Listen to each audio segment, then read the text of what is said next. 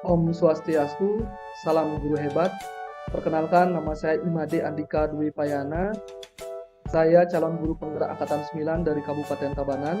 Pada kesempatan ini saya akan menyampaikan sedikit pemikiran Ki Hajar Dewantara terkait dengan dinamika pendidikan saat ini.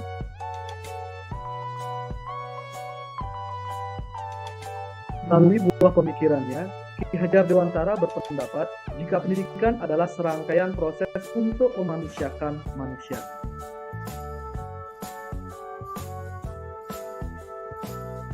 Istilah memanusiakan manusia sering digunakan dalam percakapan sehari-hari, terutama ketika sedang membahas hal-hal berkaitan dengan peri kemanusiaan. Memanusiakan manusia artinya menghormati dan menghargai sesama. Pengembangan budi pekerti dalam pemikiran Ki Hajar Dewantara harus memperhatikan 3 aspek, yaitu cipta, rasa, dan karsa. 3 aspek ini harus diperhatikan untuk membentuk siswa memiliki pengembangan budi pekerti yang luhur, sehingga tujuan pendidikan dapat tercapai dengan baik.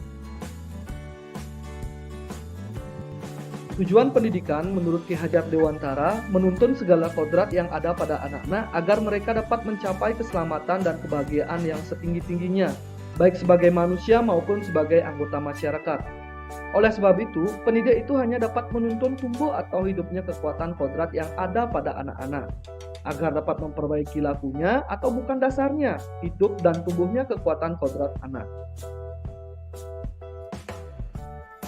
Maka dari itu, guru diibaratkan sebagai seorang petani. Seorang guru tidak bisa merubah dasar atau kodratnya. Guru hanya mampu merubah lakunya agar mampu tumbuh dan berkembang dengan baik sesuai dengan kodratnya. Prinsip kepemimpinan seorang guru menurut Ki Hajar Dewantara ada 3, yaitu yang pertama ingarso suntulado, yaitu menjadi tauladan bagi siswa-siswanya. Kemudian yang kedua imadio mangun karso, yang artinya memberikan semangat. Yang ketiga adalah tut uri handayani, yang artinya memberikan motivasi kepada siswa-siswanya agar mampu mencapai suatu tujuan dari apa yang dia inginkan. Dalam proses pendidikan ada yang namanya memberikan tuntunan. Dalam memberikan tuntunan ini ada 2 hal yang harus diperhatikan, yaitu yang pertama kodrat alam dan yang kedua adalah kodrat zaman.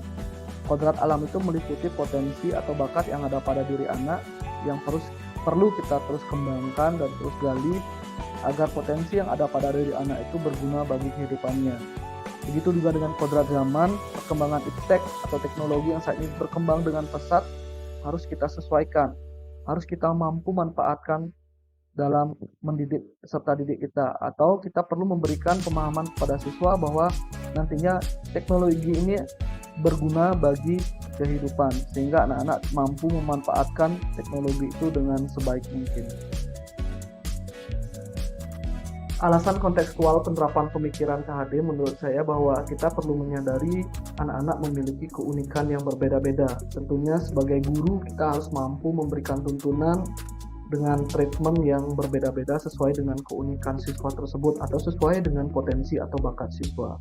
Misalnya hal yang sederhana, terdapat siswa yang memiliki gaya belajar audiovisual. Kita harus mampu memfasilitasi proses pembelajaran itu agar menggunakan audio dan visual. Begitu juga dengan siswa yang gaya belajaran dan kinestetik, mungkin kita juga harus mampu memfasilitasi proses kegiatan belajar itu dengan menggunakan kinestetik atau mengajak siswa ke lapangan mengamati secara langsung tentang apa yang dia pelajari.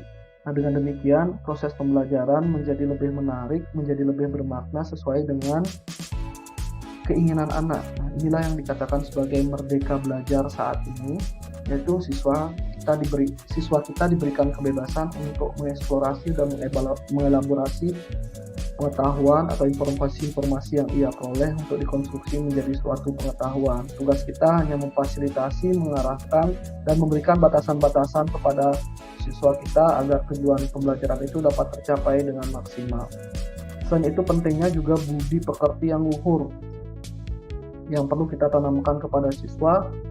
Tidak hanya pengetahuan saja, siswa juga harus mampu mengamalkan nilai-nilai Pancasila sebagai pedoman untuk mencapai siswa yang memiliki budi pekerti yang luhur. Berikut adalah beberapa contoh hasil penerapan pemikiran KHD secara kontekstual. Yang pertama adalah foto yang dilakukan oleh beberapa kelompok siswa yang gemar menari. Kita sebagai guru memfasilitasi, memberikan kesempatan kepada siswa untuk menunjukkan potensinya dalam kegiatan misalnya seperti perpisahan. Ini akan membuat siswa menjadi termotivasi untuk mengembangkan potensi atau bakat yang ada dalam dirinya. Foto berikutnya ini ada gambar kegiatan outbound atau mencari tanda jejak yang dilakukan oleh kelompok yang senang atau gemar dalam kegiatan pramuka. Ini tentu juga kita fasilitasi, kita tuntun, dan kita juga beri batasan-batasan agar potensi dan bakatnya itu berkembang dengan baik.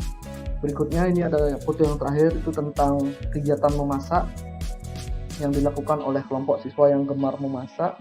Ini juga kita fasilitasi pada kegiatan-kegiatan tertentu sehingga hobi atau bakatnya itu dapat disalurkan dan dikembangkan dengan baik.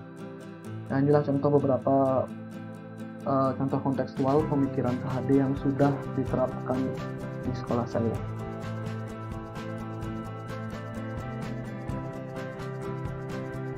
Dalam mengimplementasikan pemikiran KHD secara kontekstual tentunya ada tantangan yang harus dilewati. Nah, berikut ini adalah tantangan dan solusi yang bisa saya paparkan terkait dengan implementasi pemikiran KHD. Itu tantangannya, yang pertama, penerapan pemikiran KHD dalam pembelajaran belum maksimal. Solusinya adalah dengan memberikan refleksi dan evaluasi secara bertahap dan konsisten. Yang kedua, ekosistem belum sepenuhnya mendukung. Solusinya adalah melibatkan semua warga sekolah atau stakeholder untuk terlibat dalam implementasi pemikiran KHD dalam dunia pendidikan. Yang berikutnya adalah tenaga SDM guru profesional yang kurang memadai.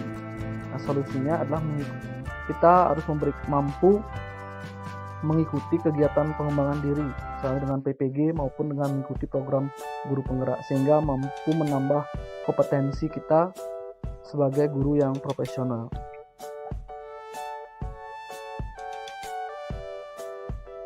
Begitulah pemaparan singkat terkait dengan implementasi pemikiran KHD secara kontekstual.